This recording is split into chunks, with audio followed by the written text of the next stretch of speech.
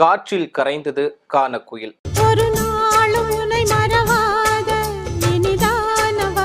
தமிழ் சினிமாவில் அடுத்தடுத்து நிறைய சோகமான விஷயங்கள் நடந்துகிட்டே இருக்குது. கடந்த மாதங்கள்ல இயக்குனர் எம்எம் பாரதி ராஜா அவர்கள், திரைக்கதை மன்னன் பாக்யராஜ் அவர்கள், அதுக்கப்புறமா இந்த மாதத்துல ஒளிப்பதிவாளர் செழியன், இவங்க எல்லாருமே காலமாகிட்டாங்க. அந்த வரிசையில திரைப்பட பின்னணி பாடகி எஸ் ஜானகி அவர்கள் காலமாயிட்டாங்க அப்படின்ற செய்தி ஒட்டுமொத்த திரைத்துறையினரையுமே அதிர்ச்சிக்குள்ளாயிருக்கு. தமிழ் சினிமா மட்டுமே இல்லாம இந்திய திரைத்துறையினர் மத்தியில மிகப்பெரிய சோகத்தை ஏற்படுத்தி இருக்கு. ஏன்னா இவங்க ஒன்னு இல்ல 2 இல்ல 17 மொழிகள்ல பாடல்கள் பாடியிருக்காங்க. கிட்டத்தட்ட 48,000த்திற்கும் அதிகமான பாடல்களை பாடியிருக்காங்க எஸ் ஜானகி அவர்கள். இவங்களோட பாடல்கள் இன்னைக்கு வரைக்குமே நிறைய பேருக்கு ஒரு பிடிச்சமான பாடல்களா தான் இருக்குது. இவங்க 70s 80s காலகட்டத்தில இருந்தே நிறைய பாடல்கள் பாடியிருக்காங்க. கொஞ்ச நாட்களுக்கு முன்னாடி வரைக்குமே நிறைய பாடல்கள் பாடியிருந்தாங்க. அதுக்கப்புறமா அவங்களுடைய வயது மூப்பு காரணமா வீட்டிலேயே ஓய்வு எடுத்தாங்க.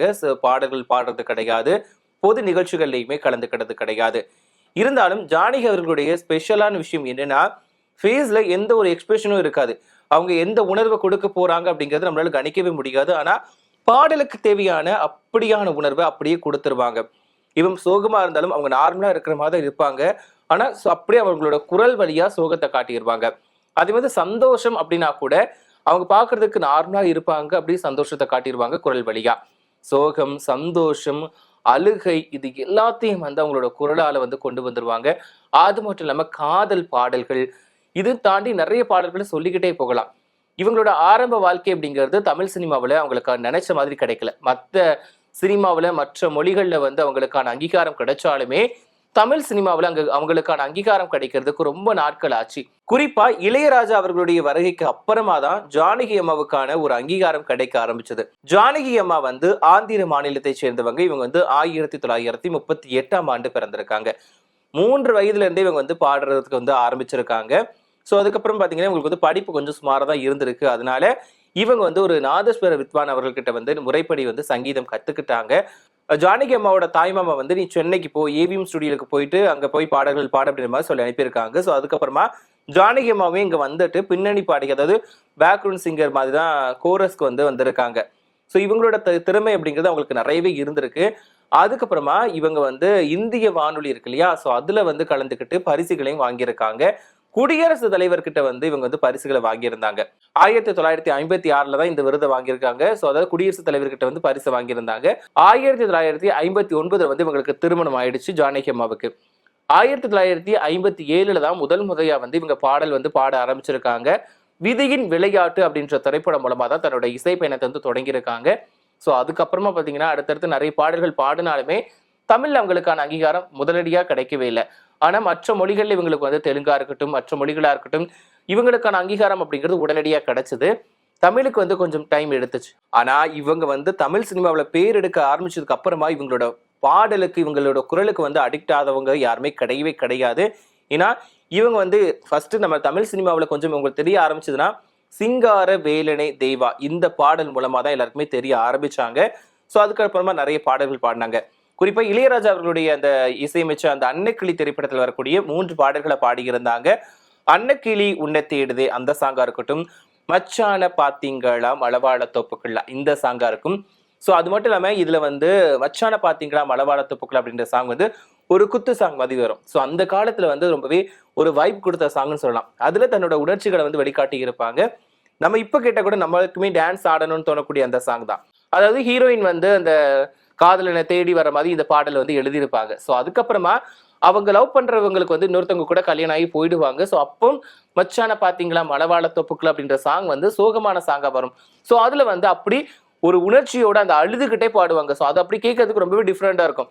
ஏன்னா ஒரு பக்கம் குத்து சாங்கா இருக்கும் அந்த சாங். ஸோ அதுக்கப்புறமா இங்க அப்படியே சோகம், அந்த லைனோட அப்படியே அந்த லைனை அப்படியே சோகமா மாத்தி பாடியிருப்பாங்க.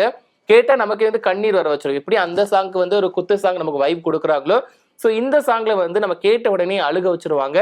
அந்த மாதிரி பாடியிருப்பாங்க. ஸோ இப்படி தன்னோட குரல் மூலமா எந்த விதமான உணர்ச்சிகளையுமே வெளிக்கொண்டு வந்துருவாங்க. இளையராஜா, எஸ்பிபி, எஸ் ஜானகி அம்மா இவங்க எல்லாரோட கூட்டணி 80s காலகட்டத்துல நிறைய பேருக்கு ஒரு பிடிச்சமான கூட்டணியா இருந்துச்சு.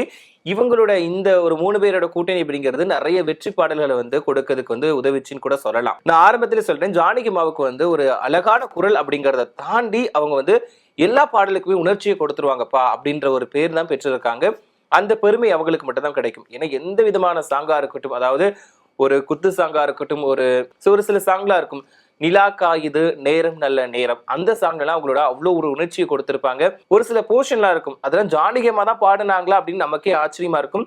ஸோ பொது நிகழ்ச்சிகள்ல கலந்துக்கிறப்போ நம்மளே பார்த்திருப்போம். ஏன்னா அவங்க மைக் இப்படி பிடிச்சிட்டு அவங்க நார்மலா நின்று பாடுவாங்க, உடல் அசைவு இருக்கவே இருக்காது, ஆனா எல்லா உணர்ச்சியும் வெளிக்கொண்டு வந்துருவாங்க.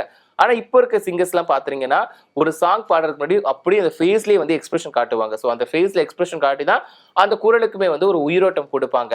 ஆனா ஜானகி அம்மாவை பொறுத்த வரைக்கும் எந்த விதமான உடல் அசைவும் இருக்காது, முகத்திலையுமே எந்த விதமான மாற்றங்களுமே இருக்காது. ஸ்ட்ரைட்டா நின்றுட்டு பாடுவாங்க, அப்படி எல்லா உணர்ச்சியும் அப்படியே காட்டிடுவாங்க. இவங்க வந்து பெண் குரல் மட்டுமே இல்லாம குழந்தைகளுக்கான பாடல்களுமே பாடியிருக்காங்க. Daddy daddy oh my daddy அப்படின்ற பாடல், அதுக்கப்புறமா ஆண் குரல்லையுமே வந்து ஒரு சில பாடல்களை வந்து ஜானகி அம்மா பாடியிருக்காங்க. இப்படி நிறைய பாடல்கள் வந்து தன்னோட உணர்ச்சிகள் மூலமா, குரல் மாற்றங்கள் மூலமாவும் நிறைய வெற்றி பாடல்களை வந்து கொடுத்திருக்காங்க.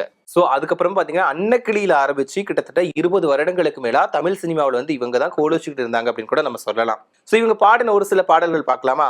6லிருந்து 60 வரை திரைப்படத்துல வந்து கண்மணியே காதல் என்பது அப்படின்ற பாடல், ஜானி படத்துல இருந்து காற்றில் எந்தன் கீதம், உதிரி பூக்கள் படத்துல இருந்து அழகிய கண்ணே இந்த பாடல், அப்புறம் தேனே தென்பாண்டி மீனே பாடும் நிலாவை வந்து உதயகீதம் படத்துல இருந்து, அதுக்கப்புறமா ரெட்டைவால் குருவி படத்துல வந்து கண்ணன் வந்து பாடுகிறான் இந்த சாங், அப்புறமா சலங்கி ஒளி படத்துல வந்து மௌனமான நேரம், குறிப்பா 16 வயது நிலை படத்துல வந்து செந்தூர பூவே சாங், இது வந்து நம்மளுடைய ஸ்ரீதேவி அவர்களுக்கு வந்து ஒரு அழகான வர்ணிக்கக்கூடிய ஒரு பாடலா இருக்கும்.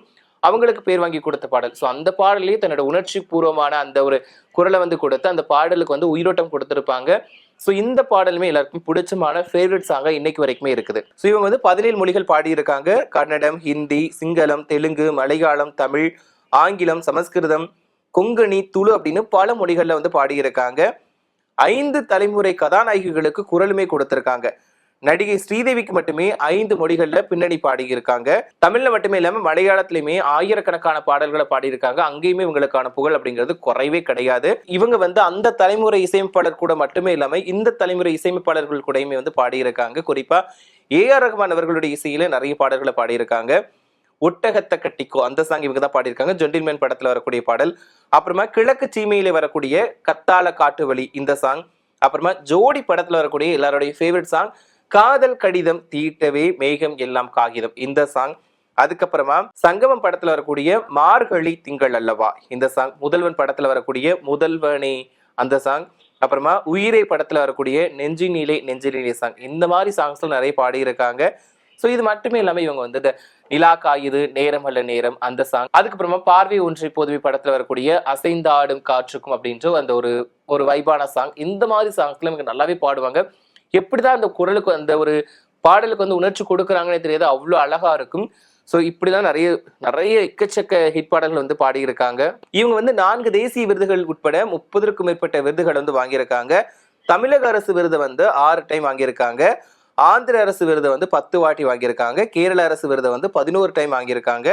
கன்னடத்துல மட்டுமே 35 வருஷங்களுக்கு மேல பாடியிருக்காங்க. பட் அவங்களுக்கு வந்து அந்த அரசுல வந்து எந்த ஒரு விதமே கிடைக்கல. இப்போ SPB அவர்கள் இருக்காங்க இல்லையா, ஸோ அவங்களுக்கும் ஜானகி அம்மா அவங்களுக்கும் இருக்கக்கூடிய பாண்டிங் அப்படிங்கிறது ஒரு வேற லெவல் பாண்டிங். நம்ம நிறைய நிகழ்ச்சிகளில் பார்த்திருப்போம். SPB அவர்கள் வந்து சினிமாவுக்கு வரதுக்கு முன்னாடியே அவங்களோட திறமை இதுதான் அப்படின்னு கண்டுபிடிச்சவங்க வந்து ஜானகி அம்மா. என்ன இப்பவுமே இந்த தெலுங்கு சங்கமம் வந்து ஒரு பாடல் நிகழ்ச்சியை நடத்துவாங்களாம். ஸோ அந்த டைம்ல வந்து SPB அவர்கள் கலந்துக்கிட்டு அதுல பாடல் பாடி இப்பவுமே ஃபர்ஸ்ட் பிரைஸ் வாங்குவாங்களாம். அதே மாதிரி தேர்ட் டைம் பாடுறப்போ வந்து தேர்ட் டைம் அந்த நிகழ்ச்சி நடத்துறப்போ SPB அவர்கள் பாடியிருக்காங்க. அந்த டைம்ல வந்து அவங்களுக்கு செகண்ட் பிரைஸ் தான் கொடுத்திருக்காங்க. அங்க ஜட்ஜா இருந்தது யாருன்னு கேட்டீங்கன்னா ஜானகி அம்மா. உடனே வந்து இல்ல அவன் அந்த பையன் வந்து நல்லா பாடியிருக்கான், ஸோ அவனுக்கு தான் ஃபர்ஸ்ட் பிரைஸ் கிடைக்கணும் அப்படின்னு சொல்லிட்டு, இது எனக்கு சரியா பண்ணல, நீங்க அவனுக்கு செகண்ட் பிரைஸ் கொடுக்கறது எனக்கு சரியா படல அப்படின்னு சொல்லிட்டு அவங்க வந்து டைரக்டா அந்த இடத்துல சொல்லிட்டாங்களா. அதுக்கப்புறமா தான் SPB அவர்களுக்கு மறுபடியுமே ஃபர்ஸ்ட் பிரைஸ் கொடுத்திருக்காங்க. ஸோ இதனால வந்து அப்படிலாம் வந்து சொல்லியிருக்காங்க, எங்க திறமை இருக்கோ உங்களுக்கு வந்து இங்க மதிப்பு கொடுக்கணும் அப்படின்ற மாதிரி அதுல பிடிவாதமா இருந்திருக்காங்க ஜானகி அம்மா. 2018க்கு மேல நான் வந்து பாட மாட்டேன் அப்படின்னு சொல்லிட்டு அவங்க அறிவிச்சுட்டாங்க. 2016ல தான் வந்து அவங்க வந்து ஒரு மலையாள பாடல் வந்து ஒரு தாலாட்டு பாடல் வந்து பாடி இருந்தாங்க. இவங்க வந்து 2018ல வெளியான இந்த 96 படத்துலயுமே நடிச்சிருந்தாங்க. சோ அதாவது விஜய் சேதுபதி, த்ரிஷா இவங்க எல்லாம் நடிச்சிருந்த திரைப்படத்துல வந்து நடிச்சிருந்தாங்க. ஒரு காட்சியில வருவாங்க. அதாவது இரவு நேரத்துல ஜானகி அம்மா வீட்டுக்கு வந்து இவங்க ஜானு அண்ட் இவங்க ராம் இவங்க 2 பேருமே போற மாதிரி காட்டியிருப்பாங்க. ஸோ அந்த சீன் வந்து படத்துல தியேட்டர்ல வந்து காட்டலை. ஏன்னா அது படத்தோட நீளம் கருதி வந்து கொஞ்சம் கட் பண்ணிட்டாங்க. அதுக்கப்புறமா யூடியூப் தளத்துல வந்து இந்த விஷயங்களை வந்து இந்த ஒரு காட்சிகளை வந்து வெளியிட்டிருந்தாங்க. ஸோ இதுக்கு வந்து வரவேற்புமே கிடைச்சிருந்தது. ஏன் இதை மிஸ் பண்ணீங்க, வேற ஏதாவது ஒரு போர்ஷனை வந்து தூக்கி இருக்கலாம், மெயின் போர்ஷனை நீங்க ஏன் தூக்குனீங்க அப்படின்ற மாதிரி ரசிகர்களுமே கேட்டுக்கிட்டாங்க. இன்னும் ரொம்ப நாள் கழிச்சு வந்து ஜானகி அம்மாவை ஸ்கிரீன்ல பாக்குறாங்க, அவங்க வந்து பார்த்தத மகிழ்ச்சி, நீங்க அதை ஸ்கிரீன்ல வச்சிருந்தீங்கன்னா இன்னுமே இந்த படம் வெற்றி அடைஞ்சிருக்கும் அப்படின்ற மாதிரி தங்களோட கருத்துக்களை சொல்லிட்டு வந்தாங்க. ஸோ இவங்களுக்கு வந்து ஒரு மகன் இருக்காங்க, யாரு ஜானகி அம்மாவுக்கு வந்து ஒரு மகன் இருக்காங்க. அவங்க வந்து இந்த வருடத்தோட தொடக்கத்துலதான் அவங்களுமே இறந்து போயிட்டாங்க. ஸோ மகன் இறந்த கொஞ்சம் சில மாதங்கள்லயுமே ஜானகி அம்மா இறந்துட்டாங்க அப்படின்ற செய்தி வந்து எல்லாத்தையுமே அதிர்ச்சிக்குள்ளாக்கியிருக்கு. இவங்களுடைய இறப்புக்கு வந்து 6 மாநில முதலமைச்சர்கள் வந்துட்டு இரங்கல் தெரிவிச்சிருக்காங்க. ஸோ அது மட்டும் இல்லாம திரைத்துறையினர், அதுக்கப்புறமா பாடகர்கள், பொதுமக்கள் எல்லாருமே இரங்கல் தெரிவிச்சுட்டு வந்துட்டு இருக்காங்க. மைசூர்ல இருக்கக்கூடிய அவங்களோட வீட்டை தான் அவங்க இறந்து போயிருக்காங்க. வயது முதிர்வு, உடல்நலக்குறைவு இந்த மாதிரியான விஷயங்களாலதான் அவங்க இறந்து போயிருக்காங்க. அவங்களுடைய வயசு வந்து 88. அவங்க வந்து இறந்துட்டாங்க அப்படின்ற செய்தி வந்து கொஞ்சம் அதிர்ச்சியான செய்தியா தான் இருக்குது. ஏன்னா தமிழ் சினிமாவில் அடுத்தடுத்து நிறைய சுகமான விஷயங்கள் நடந்துட்டு இருக்கு. ஸோ அந்த வருஷையில இவங்களுமே இறந்துட்டாங்க அப்படின்ற விஷயம் வந்து ஏற்றுக்கொள்ள முடியாததா இருக்குது. இவங்க வந்து நமக்காக நிறைய பாடல்களை வந்து பாடி கொடுத்துருக்காங்க. இன்னைக்கு வரைக்குமே நிறைய பேரோட ஃபேவரட் லிஸ்ட்ல ஜானகி அம்மா இருப்பாங்க. அவங்களோட பாடல்களுக்குன்னு சொல்லிட்டு தனி ரசிகர்கள் பட்டாலும் இருந்துகிட்டே இருப்பாங்க. அவங்க வந்து 70s 80s காலகட்டத்தில் பாடின பாடல்கள் கூட இப்ப இருக்கக்கூடிய 2K ஜென்சி கிட்ஸ்க்கு கூட பிடிக்கக்கூடிய அளவுல தான் எல்லா பாடல்களுமே இருக்குது. பாடகி ஜானகி அம்மாவை பிடிக்குமா அப்படிங்கிறதையும், அவங்க பாடின பாடல்கள்ல உங்களுக்கு எந்த பாடல் பிடிக்கும் அப்படிங்கிறதையும் மறக்காம கமெண்ட்ல சொல்லுங்க.